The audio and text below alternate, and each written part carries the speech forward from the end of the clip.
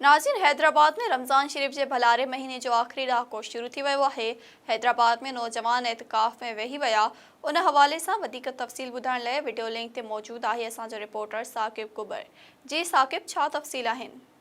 जी बिल्कुल, मां आपके ॿुधाईंदो त रमज़ान शरीफ जो आखिरी अशरो शुरू थी वियो आहे। हैदराबाद जी मेमन सोसाइटी में जेका आहे मस्जिद जे अंदरि मां मौजूदु आहियां, जिते नौजवान ऐं वॾी उमिरि वारा जेके आहिनि उहे एतिकाफ़ में वेहण जे लाइ उहे पहुची विया आहिनि ऐं एतिकाफ़ में वेही विया आहिनि।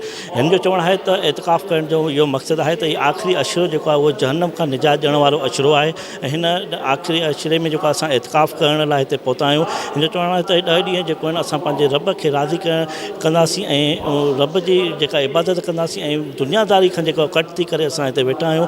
हिन जो चवणु आहे त 10 ॾींहं जो जेको एतिकाफ़ आहे, हिन एतिकाफ़ में इहो आहे त हू कंहिं बि जेको पंहिंजे मिट माइट सां जेको मिलंदा न ऐं हुन सां को बि राब्तो जेको आहे उहो ख़तमु हूंदो, सिर्फ़ु इन जे करे त हीअ एतिकाफ़ आहे। हिन एतिकाफ़ में जेको आहे सिर्फ़ु इबादत ई कई वेंदी आहे।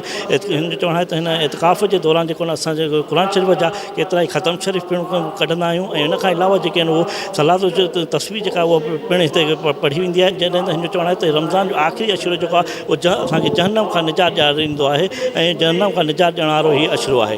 जी साकिब, तफ़सील ॿुधाइण लाइ अव्हां जी महिरबानी।